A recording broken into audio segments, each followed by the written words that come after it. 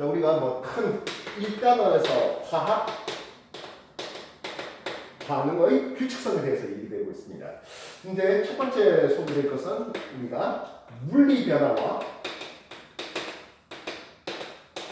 화학 변화 이 두 개에 대한 구분이 필요할 것 같네요. 물리 변화는 결국엔 상태가 바뀐다든지 또는 용해가 된다든지 즉 물질 성질 자체가 바뀌지 않는 것을 얘기하고 있습니다. 다시 말하면 이거는 분자의 재배열만 일어났다라고 할 수 있겠다고요. 대표적으로 상태 변화, 고체, 액체, 그리고 기체의 상태 변화가 있겠네요. 우리가 화학 반응의 규칙성 앞에서 두 번째 화학 반응의 여러 가지 법칙, 화학 법칙들이 있습니다. 세 번째는 화학 반응 중에서 에너지 출입, 다시 말하면 흡열입니까, 발열입니까, 열 출입이 있겠다고요. 물리 변화에서도 역시 열 출입이 이제 수반될 수가 있는데요. 하면서요. 참고로 이 열 출입 출입은 고등학교 올라가서도 꽤 중요하게 다루는 내용이에요. 고체에서 액체로 상태 변화하겠습니다. 상태 변화 이름이 있어야 될 거 같네요. 뭐죠? 고체에서 액체가 되는 거? 그렇지. 융해되고 있습니다. 액체에서 기체가 되는 건 기버. 그렇죠? 기파라고 했어요. 고체에서 기체로 직접 올라갈 수 있겠네요. 승파라고 했습니다. 승화성 물질 크게 세 가지를 중학교 때 가르칩니다. 뭐 있나요? 드라이에스, 납탈렌 있고 아이오딘이 있습니다. 드라이아이스는 뭐 기본적으로 CO2 이산탄소가 되겠죠. 납탈렌이 있겠어요. 납탈렌을 분자식을 쓰면 좀 중3 때 좀 가혹합니다만은 뭐 벤젠구 두 개가 이렇게 붙어 있는 것을 볼 수 있겠죠. 아이오딘이 있습니다. 그 외에 다시 이제 상태가 내려오는 것도 있겠네요. 기체에서 액체로 내려온다. 뭐라 그러죠? 액화. 그렇지. 액화라고 되어 있습니다. 고체에서 액체에서 고체로 그렇지. 똑같이 승화라는 의미를 쓸 수 있겠네요. 그렇지? 좀 전에 우리가 이 세 번째 열도 다뤄야 된다라고 했는데요. 네. 지금 이렇게 상태가 올라가는 것들은 기본적으로 열연들을 흡수해야 됩니다. 열연들이 흡수하는 소리는 흡열 반응이라는 의미를 쓰겠고요. 반면 액화, 응고 이런 것들은 그 액화열을 방출, 응고열을 방출하는 반열 과정이 되겠다고요. 그 외에 용해 과정도 있군요. 용해라는 것은 융해는 설탕 자체를 가열해서 설탕이 녹은 걸 얘기하고 용해는 물에 대해서 보통 이제 용매는 물이 대부분입니다만 꼭 물이 필요는 없습니다. 그렇죠? 에탄올이 용매가 될 수도 있겠고 뭐 경우에 따라서는 기체상들끼리 용매가 될 수도 있겠습니다. 어쨌든 용해라는 것은 용매 용질이 골고루 섞이는 과정 이것을 용해라고 하고 있습니다. 용해 과정에도 열 출입이 있을까요? 없을까요? 아까 말했지만 고등학교 올라가서 굉장히 중요하게 다룬다 했잖아요. 용해 과정으로 열출입이 수반됩니다. 모든 기체는 용해 과정, 물에 녹는 과정이 발열이에요. 그렇다면 대부분의 액체하고 고체 물질은 흡열입니다. 대부분이랬으니까 뭘 기억해야 되겠어? 그치, 예외를 기억하면 되겠네요. 예외, 다시 말하면 발열될 수 있는 액체하고 고체를 기억해 보시면 되겠습니다. 물론 지금 얘기하는 중학교 수준을 당연히 상회하는 내용이에요. 어차피 당신이 고등학교 올라가야 되고 고등학교 올라가서 일반기 고등학교를 가든 또는 과거를 가든 어디서도 계속 해야 되는 내용이기 때문에 가르치는 부분입니다. 액체가 물에 녹는 과정에서 발열되는 대표적인 경우는 황산이 있습니다. 그래서 황산은 물에 녹는 과정에서 굉장히 많은 열연들을 방출해요. 그래서 진한 황산을 묽은 황산을 묽힐 때는 다량의 물에다가 소량의 황산을 첨가합니다. 그 반대로 해버리면 열이 너무 순간 나가지고 즉 황산에다가 물 좀 부으면 열이 너무 많이 나서 경우에 따라서 그 다음은 그릇이 깨질 수 있어요. 유리그릇이 깨지면 무슨 유리그릇이겠어? 황산 4발 밑을 적셔버릴 수 있으니까 위험합니다. 알겠습니까? 고체 물질 중에서 예외, 즉 발열되는 놈들이 또 역시 없잖아 있는데요. 대표적인 놈이 NaOH 수산화탄이 있습니다. CaCl2 염화칼슘이에요. 염화칼슘 이거 어디서 쓰지? 제설제로만 쓰잖아요. 겨울철 눈 내렸을 때 하얗게 뿌리는 염화칼슘이에요. 그거 염화칼슘 던져진 자리 보면 동그랗게 녹아 있어요. 염화칼슘 물에 녹는 과정이 발열이 없어요. 염화나트륨은 흡열이에요. 그래서 우리가 우유를 얼려서 아이스크림 만들겠습니다 라고 했을 때 얼음이 있고 그게 이제 스테인리스 그릇에다가 우유 붓잖아요. 근데 그냥 가면 잘 안 돼요. 그래서 얼음에다가 소금을 한 뭉티 던져 놓습니다. 염화나트륨이 녹는 과정에서 흡열이기 때문에 우유부터 흡열을 많이 뺏어간다는 뜻이에요. 그래서 염화칼슘 제설제로서 참 좋은데 이 염화칼슘 녹은 물을 염화칼슘 녹는 과정에 발열이다 보니까 눈도 녹이고 또한 아직 안 배웠겠습니다만 일반 순수한 물에 비해서 그런 용질이 들어가 있는 용액은 어느 점이 낮아요. 그래서 제설제로 참 탁월합니다만은 자동차 하부 부식을 너무 많이 시켜서 그리고 염화칼슘이 많이 뿌려진 도로 옆에 나무들은 많이 죽어요. 그런 것 때문에 염화나트륨으로 바꾸려고 하는 노력이 좀 없지 않아 있습니다. 근데 염화나트륨은 물에 녹는 과정이 흡열이에요. 그 외에 CaO, 산화칼슘이에요. 산화칼슘이 물에 녹는 과정에서 열이 많이 방출하고요. 그래서 이거 발열팩을 많이 써요. 앞으로 한 5년 정도 있으면 이걸 밥해 먹을 거예요. 뽑으면 물하고 반응하면서 뜨끈뜨끈하게 열 나오면서 이제 밥해 먹는 군대용 전투식량 같은 경우는 때리는 거 많이 쓰이고 있습니다. 있습니까? 네, 물면허는 이제 분자의 재배열인데 분자의 재배열에서도 여러 이제 주입 수반 되겠습니다. 알겠습니까? 그 다음에 화학반은 뭔데요? 하겠습니다. 화학반이라는 것은 기존의 물질과 다른 물질이 만들어진다는 뜻이에요. 즉 기존의 화학결합, 이미 공유결합이라든지 이온결합이라든지 이런 거 배워봤잖아요. 그치? 기존의 공유결합 또는 이온결합이 끊어지고 새로운 공유 또는 새로운 이온결합이 형성되는 과정입니다. 그때 결합에너지, 이온결합에너지도 배워봤고 공유결합에너지도 배워봤습니다. 결합에너지가 서로서로 다르기 때문에 화학반응은 원자의 재배열이 일어나면서 반드시 에너지 출입이 수반되겠다는 거죠. 그 에너지 출입이 반응물의 에너지가 낮고 생성물의 에너지가 더 높아서 외부로 열을 받아야 되는 이것을 우리는 흡열 반응이라고 부르습니다. 생물학에서는 보통 동화작용으로 많이 공부해봤죠. 반면 반응물의 에너지가 높고 생성물의 에너지가 더 낮아서 외부로 열이 방출되는 게 있을 수도 있겠네요. 대표적인 이런 반응들이 연소 반응, 뭔가 탄당하는 연소 반응, 산열기 중화 반응, 그리고 그 외에 각종 부식, 실제로 연소된다고 비슷합니다. 부식, 부패 이런 것들이 생물의 호흡 이런 것들이 발열 반응입니다. 우리는 발열 반응이 좀 더 우리한테 익숙한 반응일까요? 흡열 반응이 좀 더 익숙한 반응일까요? 예, 발열 반응이 훨씬 우리한테 익숙하죠. 아까 말했던 연소 반응, 중화 반응, 각종 부식된다든지 호흡을 한다든지 뭐 이런 것들이 말입니다. 그렇다면 대표적인 흡열 반응을 좀 기억해 줬으면 좋을 것 같습니다. 어떤 것들이 있겠습니까? 하네요. 흡열 반응은 물을 전기 에너지 집어넣어서 수소와 산소로 분해시키네요. 전기 분해 과정이 있겠습니다. CaO 다시 탄산칼슘. 탄산칼슘을 열 에너지 집어넣어서 산화칼슘과 이산화탄소 열분해시키는 반응도 있게 돼요. 이산화탄소와 물을 재료로 빛 에너지 집어넣어서 포단과 부산물로 산소 만듭니다. 빛을 집어넣어서 물이 광분해가 되겠고 광합성이에요. 알겠습니까? 근데 말입니다. 반대로 한번 생각해보면 어떻습니까? 하는 거예요.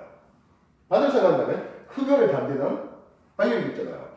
이거는 수소의 연소 반응이에요. 수소가 타는 반응이에요. 이 반응은 우리가 이제 화학 공부를 하면서 저기 산성이라고 또 저기 염기성이라고 했던 그 놈이에요. 이산화탄소 비금속을 산화물이에요. 비금속 산화물, 이산화탄소 다른 말로 탄산가스 하잖아요. 산성물질이에요. 산화칼슘 금속의 산화물이에요. 이거 염기성이니까요. 그래서 이 반응의 역은 산입이 중화 반응이에요. 그러니까 그 역반응이 될 수 있는 것은 열분해는 당연히 흡연이 할 수 있습니다. 또 뻔히 이게 뭡니까? 포도당에다가 산소 붙여서 세포 호흡이잖아요. 세포 호흡이 발현이 되겠죠. 과학성 그래서 흡혈될 수 있습니다. 알겠습니까? 그래서 흡혈 반응되는 것은 뭐 열 분해 과정, 전기 분해 과정, 뭐 또는 광합성 과정 이런 것들이 될 수 있겠습니다. 지금까지는 정해 주십시오.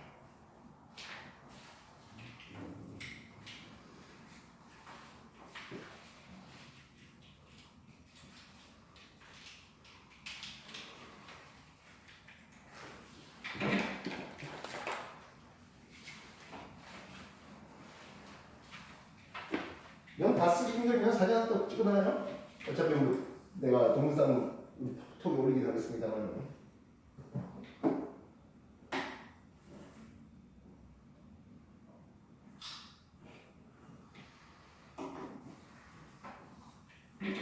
자, 그러면 우리가 이런 물리변화와 화학변화에 대해서 소개를 했는데요. 결국에 물리변화는 분자의 재배열이 일어난다. 다시 말하면 물질의 성질은 그대로 유효하다는 거죠. 물질 성질이 변화되지가 않습니다. 즉, 우리가 물이라는 놈이 얼었다 하는 분들, 또는 물이라는 놈이 이제 액체로 녹았다는 분들, 또는 기체로 증발했다는 분들, 분자 자체가 바뀐 건 아니거든 하게 된 거예요.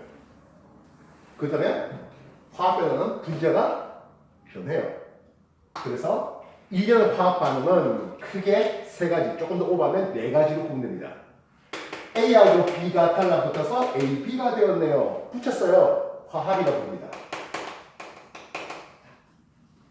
그래서 뭐 탄소하고 산소 반응시켜서 CO2 이산탄소가 됐잖아. 또는 수소하고 산소 반응시켜서 물이 됐잖아. 이런 반응들이 대표적인 화학 반응입니다. 특히 기체 반응은 양적 관계하면서 기체를 만드는 과정을 우리가 공부를 해본 적이 있습니다. 이미 단톡방에 그 당시에 한번 넣어준 적이 있잖아요, 그죠? 과거 합격하자마자 바로 그 부분에 대해서 중간고사 쳐야 됩니다. 복습 꼭 한 번 더 결과 나오면 꼭 복습 한번 더 하시기 바랍니다.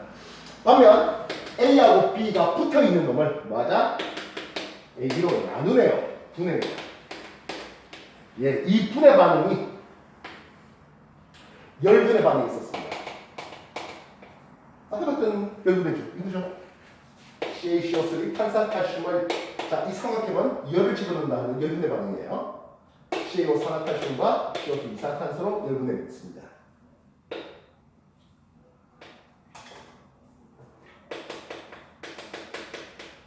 탄산수소 나트륨, 흔히 식소다라고 불러주는 거는요. 요걸 역시 열분해시키면 탄산나트륨과 함께 이산화탄소와 물입니다. 특히 이산화탄소가 발생하면서 빵을 부풀게 만들다 보니까 이 식소다, 흔히 베이킹 파우더라는 이름을 쓰기도 하죠. 이해됐습니까? 그리고 전기 분해가 있겠네요. 전기 분해 대표적인 건 아까 봤던 무전기 분해가 있었죠. 물을 전기분해해서 수소와 산소로 분해될 수 있습니다. 이해됐습니까? 근데 물은 그럼 가열하면 분해가 안 됩니까? 하면 우리가 물을 가열한다 했을 때 100도 되면 이 수율이 날아버렸잖아. 물을 끓이는 과정은 분자 재배를 했습니다. 그지? 네. 그래서 수증기가 되면은 뭐 그렇게 물이 변해서 겁니다. 근데 만약에 꽤 엄청나게 달궈진 철이라든지 알루미늄에다가 물을 끼얹으면 어떻게 되겠습니까? 하는 거예요. 대략 300도 이상의 가열된 거기다가 물을 뿌리면 물도 역시 열분해가 일어납니다. 중2 때 배웠습니다. 누가 해봤습니까?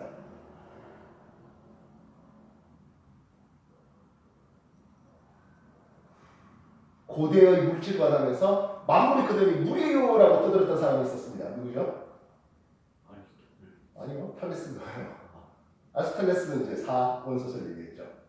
근데 이제 맨 처음에 이론소설 마무리 물이에요라고 했던 그 양반이 근데 라부아제가 뜨거운 주철관 안에다가 물을 던졌더니 주철관 안이 산화 처리되면서 주철관 질량이 증가하고 수소기체가 나왔고 즉 물하고 상관없는 기체가 나왔고 그래서 물이 수소와 산소로 분해되네요라고 증명해주면서 물이 원소가 아니라고 제시했던 거 기억납니까? 일단 뭐 물이 열에 의해서 분해가 될 수 있는데 100도 정도까지는 어림도 없고요. 뜨거운 주철관이라든지 이런 한 300도, 400도 정도에서는 이제 물이 그렇게 열 분해도 가능하겠습니다. 그 외에 촉매 분해가 있겠네요. H2O2 과산화수소 이게 물과 산소 분해되네요. 이때 촉매는 자기 자신은 바뀌지 않고요. 자기 자신 바뀌지 않고 반응 경로를 다르게 하면서 활성화질을 낮춰서 반응 속도를 빠르게 하는 그런 물질을 우리 촉매라고 합니다. 대표적인 촉매는 NO2, 이산화탄소 같은 게 있는데요. 촉매는 그래서 화살표 위에 씁니다. 그 외에 과산수를 이런 무기 촉매인 이산화탄소 말고도 우리 혈액이라든지 또는 감자질, 무질에 꽤 많이 있는 생체 촉매. 생체 촉매를 우리는 효소라는 얘기를 씁니다. 대표적으로 카탈레이즈 같은 생체 촉매가 있네요. 뒤에 레이즈 붙으면 효소 이름들이에요. 아밀레이즈, 팩테이즈 하잖아요. 그죠? 이해됐습니까? 효소에 의해서 이런 분해가, 촉매 분해가 가능할 수 있겠습니다. 그 외에 AB 된 놈이 C와 붙여서 그래서 AC하고 B로 나눈 거. 너 나와 얘가 들어갈게 하는 반응이에요. 이 반응을 우리는 치환 반응이라고 했습니다.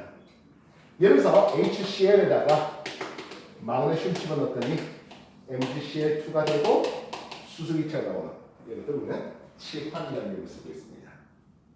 이해됐습니까? 됐나요? 그래서 우리가 일개는 화학 반응은 화학, 분해, 치환 이렇게 세 가지를 쓰는데 네 개를 쓰는 사람들도 없잖아 있습니다. 학교에서 어떻게 가르쳤는지 모르겠습니다만 네 개를 만약 쓴다면 AB 플러스 CB를 통해서 AB 플러스 CB 이런 식으로 될 수 있는 이것을 우리는 복분해라는 이름을 쓰는데요. 이미 복분해 과정은 중2 때 앙금 생성하면서 많이 공부가 됐던 겁니다. 예를 들어서 NaCl, 염화나트륨에다가 AgNO3, 질산은을 집어넣었더니 NaNO3 질산나트륨하고 그리고 AgCl, 염화은에 흰색 앙금이 만들어지죠라고 했다. 알겠습니까? 네, 이런 것들이 대표적인 복분해 반응이었습니다. 그 외에 우리가 산염기 중화반응을 하는 거 있잖아요. 산염기 중화반응은 염산에다가 수산화나트륨 집어넣었더니 물이 되면서 NaCl이라는 솔트염을 만드는 산염기 중화반응이 역시 그래서 앙금 생성이라든지 산염기 중화반응이라든지 이런 것들이 서로의 위치를 바꾸는 복분해로서 소개되어 있는데 일종의 치환의 일종이라고 생각하셔도 되겠습니다. 알겠습니까? 예, 그렇게 해서 화학 반응에 대한 소개였습니다. 정리해 주십시오.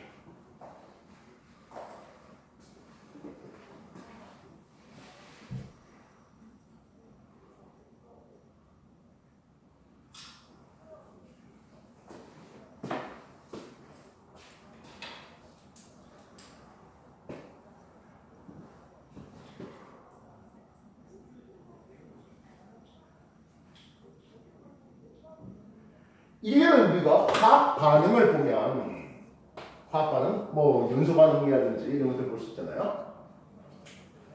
이런 화학 반응 보면 반응 전의 질량과 반응 후의 질량이 달라 보입니다. 나무가 타서 재가 됐잖아요. 나무 질량과 재의 질량이 같을 리가 만무하죠. 철이 녹슬어서 산화철이 됐어요. 그 때문에 철의 질량이 산화철 질량은 원래 철의 질량보다 좀 더 증가돼 있어요. 그래서 옛 사람들은 저게 질량이 분명히 바뀌는데 왜 그럴까에 대해서 프로지스톤이라는 놈이 들어왔다가 나왔다 하는 그런 과정에서 전체적인 질량이 바뀌어요 라고 얘기를 했었습니다. 왜 질량이 바뀌는 건지 어쨌든 관심은 있었던 얘기죠. 근데 라과제가 진짜 그럴까에 대해서 고민을 해봤어요. 그러면서 밀폐된 용기에다가 넣고 연소를 때려봤습니다. 밀폐된 용기에서 이 연소를 시켜보니까 질량이 바뀌지 않더라고요. 그래서 화학 법칙은 첫 번째 라과제의 질량 보존 법칙이 나오고 있습니다. 1770년대에 발표가 됐어요. 라과제가.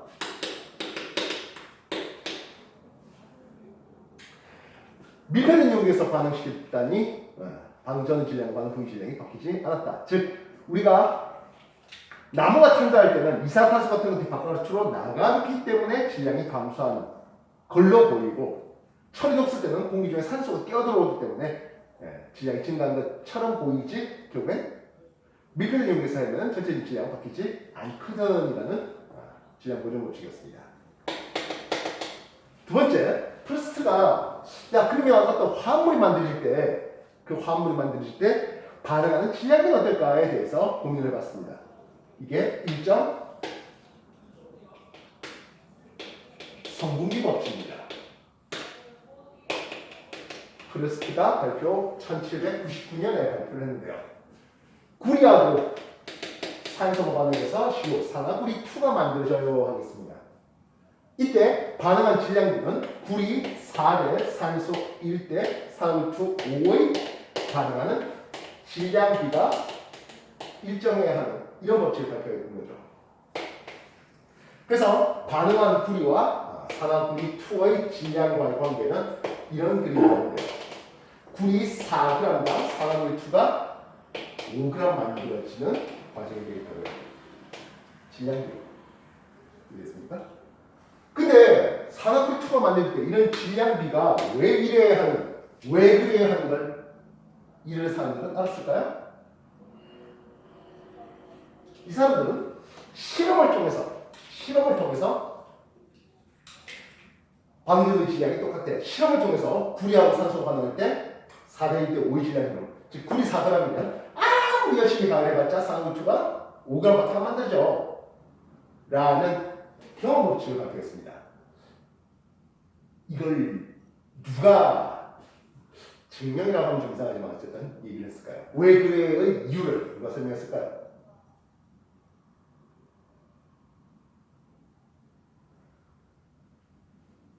이게 바로 중학교 2학년 때 배운 돌턴의 원자설이에요. 돌턴의 원자설, 원자는 쪼개지지 않는다. 같은 종류의 원자는 같은 질량을 가지거든. 화학을 통해서 원자들은 바뀌지도, 새로 생성되지도 또 소멸되지도 않아. 마지막으로 특정한 결합비로 화합물을 만들어. 뜬금없이 얘기했을까?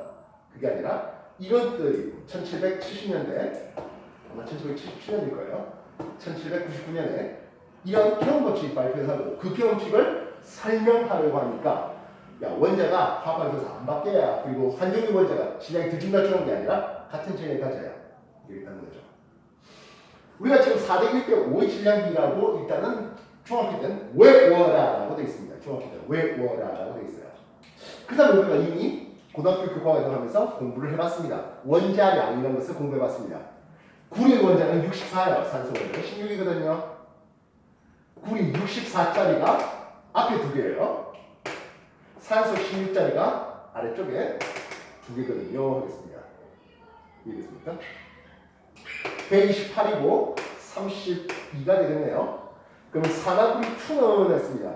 구리가 64하고 산소가 16이니까 64하고 16짜리가 그게 앞에 두 개가 있네요. 80의 두 개니까 160입니다. 128과 32를 더했더니 160g이 나오지요 라고 하는 거예요. 구리 128g과 산소 32g을 반응시켰더니 산화구리2가 160g이 나와요. 질량 보존 법칙입니다. 128대 32 그리고 160, 이것의 가장 간단한 정수기는 4대 1대 5이에요 라고 얘기해요. 이렇게 되면 일정 성분 법칙입니다. 똑같은 놈인데요. 마그네슘하고 산소가 반응해서 MgO 산화 마그네슘이 되어야 할 때 역시 이렇게 쓰고 있죠. 마그네슘 원자가 얼마입니까? 24, 산소 원자가 16이거든요. 24짜리가 2개 있고요. 16짜리가 2개 있네요. 산화 마그네슘 24와 16 합해보면 40이에요. 여기 2개네요. 48g과 32g 합쳤더니 82g이 나와요. 질량 보존 법칙이에요. 이것의 가장 간단한 정수비는 3대 2대 5가 나오네요. 마그네슘과 산화 마그네슘 사이에서는 3대 5의 질량이 나오잖아요. 마그네슘이 6g 있었다면 산화 마그네슘이 10g 만드시거든요. 20g의 산화 마그네슘을 준비하려면 20g 하려면 12g의 마그네슘이 있어야 되겠어요. 이런 비례 관계를 보는 게 일정 성분 법칙이 되겠습니다. 이건 고체를 만드는 이게 고체예요. 이거 역시 고체거든요. 기체 만드는 과정에도 얼마든지 적용됩니다. 수소하고 산소 반응시켜서 수증기가 만들어지겠다고 할 때에도 말입니다. 수소 원자는 1짜리예요. 1짜리가 2개 있고 그놈이 2개 있네요. 산소 16짜리거든요. 16짜리가 2개 있어요. 그러면 수소 1짜리 2개에 산소 16짜리 하나 있거든. 그런 수증기가 2개 됩니다. 4, 32, 18개, 36개입니다. 4g과 수소 4g과 산소 32g을 반응시켰더니 수증기가 36g이 나와요 라고 했습니다. 반응 전 질량과 반응 후의 질량 합이 서로 같아요. 질량 보존 법칙이고요. 가장 간단한 질량 비가 나타내세요 하면 1대 8대 9의 질량 및 질량 비가 나오네요. 가장 간단한 정수비는 1대 8대 9예요. 간단한 정수비로 질량이 나와요. 질량비가 나와요. 일정 성분비 법칙 되겠습니다. 이해됐습니까?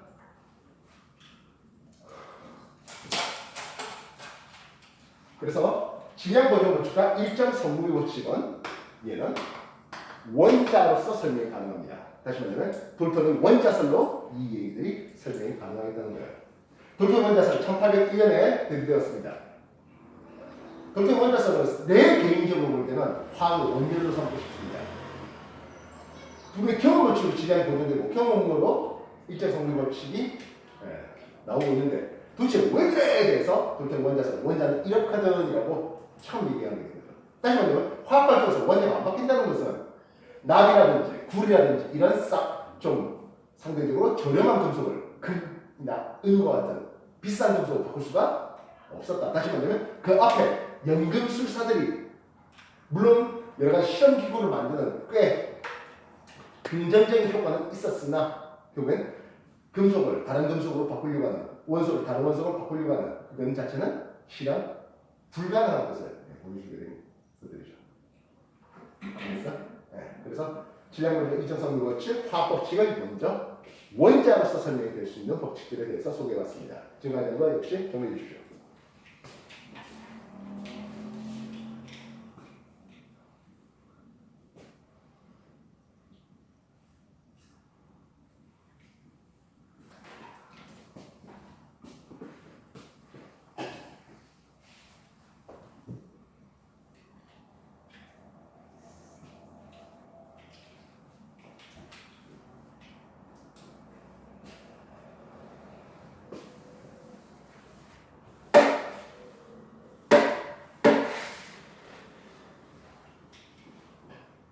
그러다가 기체 반응의 법칙이라는 놈이 게이리삭에 의해서 발표가 됐습니다. 게이리삭은 기체끼리 반응할 때 반응하는 기체들 사이에 특정한 부피비가 적용되어요라고 하는 게 기체 반응 법칙입니다. 질량보존 일정 성분 법칙은 얘네들은 질량을 따졌는데 그게 아니라 부피를 따져본 거예요. 기체끼리 반응해서 기체가 생성될 때 특정한 부피비로 반응하네요. 그래서 대표적인 놈이 여기 썼던 놈이에요. 질량비로서는 이렇게 되는데 수소 2부피하고 산소 1부피를 반응시켰더니 수소 2리터와 산소 1리터를 반응시켰더니 수증기가 2리터가 나와요 하는 경험을 얻었습니다. 수소 2리터와 산소 1리터를 반응시켰더니 수증기 2리터가 만들어지더라는 거예요. 그러면 돌탄의 얘기대로 한다면 수소 2리터와 산소 1리터를 반응시켰더니 수증기 2리터가 만들어지려면 산소 원자를 쪼개야 되는 일에 대응하게 됩니다. 줄이고 최소한으로 줄이다 보니까 원자 한 개끼리 반응시키려면 원자를 반으로 쪼개야 되는데 돌탄 원자를 안 쪼개지는데 그 안 쪼개지는데 대응될 수 없는 거였죠. 그래서 계기상이 발표했던 부피비 간의 일정한 부피비가 성립하게 했습니다. 왜 그래? 계기상이 몰라가 쉬운 거니까 수소산소 반응에서 수증기 만들 때 온도합계가 있다면 2대 1대 1 부피비로 반응해. 왜 그런지는 몰라. 그럼 그 왜 그런지를 아보가드로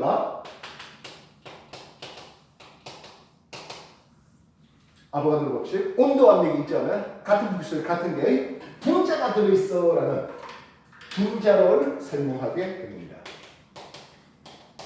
즉 기차 반응 법칙과 아보가드로 법칙은 원자로 설명될 수 없는 분자라는 개념이 들고 나와야 되겠다고요. 그래서 수소는 어떻게 생겼습니까 하면 수소 원자 두 개가 달라붙어 있는 산소라는 건 산소 원자 두 개가 달라붙어 있는 그래서 수증기가 만들어질 때 산소 원자가 각각 다른 부피로 들어가고 수소 원자가 이렇게 들어가야 얘기가 맞아떨어지겠다 하는 거죠. 그래서 기체 반응 법칙 왜 그렇게 보지만 특정 부피비로 반응해. 그래서 아보가드로 법칙 반응하는 부피비는 반응하는 화학 반응은 개수 비와 같다. 화학 반응 개수 비와 같다. 나중에 분자 수비 또는 몰 수비 우리는 화학공학에서는 이제 몰이라는 개념이라서 몰 수비로 나오게 되겠습니다.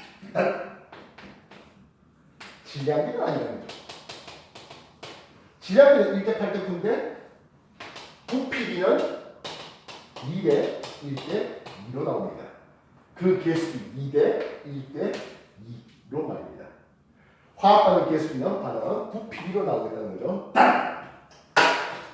부피비가 개수비가 될 때는 기체비입니다. X가 고체는 아니에요. 알겠습니까? 주의하셔야 됩니다. 주의. X나 고체는 부피비와는 안 맞습니다. 알겠습니까? 그래서 수소 산소 반응에서 이게 기체의 수증기가 됐을 때 얘기해요. X는 안 맞아요. 알겠습니까? 그러면 기체 반응의 대표적인 놈들이 누구 있어요? 하나요? 기체 반응의 대표적인 놈으로 수소, 염소 반응시켰더니 HCl, 염화수소 2개 1대 1대 2의 부피비로 나오지요 하는 거. 질소, 수소 반응에서 암모니아 만들 때 1대 3대 2의 역시 부피비로 반응하는 거. 대표적인 놈들로 보시면 되겠습니다. 그 외에 이제 화학원 과정 정도로 넘어가면 이런 것도 워낙에 중학교 때 많이 하다 보니까 이제 질소 산소 반응시켜서 NO2 될 때 질소 산소 반응시켜서 N2 만들 때 아산질소 만들 때 하겠습니다. 이때는 1대 2대 2, 2대 1대 2가 나오는 이런 것들. 이해됐습니까? N2 플러스 2개의 H2에서 N2H4 하이드로젠 만들 때 1대 2대 1 이런 것들이 이제 기체 반응 양적 관계로서 꽤 잘 나오는 놈들입니다. 그 외에 SO2 2개와 O2 하나를 통해서 2개의 SO3 만드는 이것도 기체 반응 양적 관계. 이 기체 반응 양적 관계라는 것은 결국엔 질량과 부피를 서로 혼재시켜서 문제 낼 때 매우 잘 나오는 놈들 되겠습니다. 수중기는 이제 중학교 때까지는 열심히 했는데 고등학교 가면 수중기 만드는 거의 안 나와요. 원자로서 설명될 수 있는 질량보전 일정성 부위, 그리고 분자로서 설명될 수 있는 기체 반응, 그리고 아보가드로 원칙까지 여기까지 해주십시오.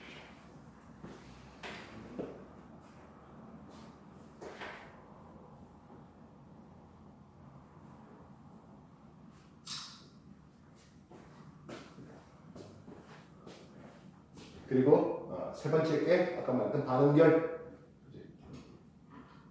화학방에서 열이 흡수될 수도 방출될 수도 있다는 그런 것들에 대해서 소개가 나오고 있습니다.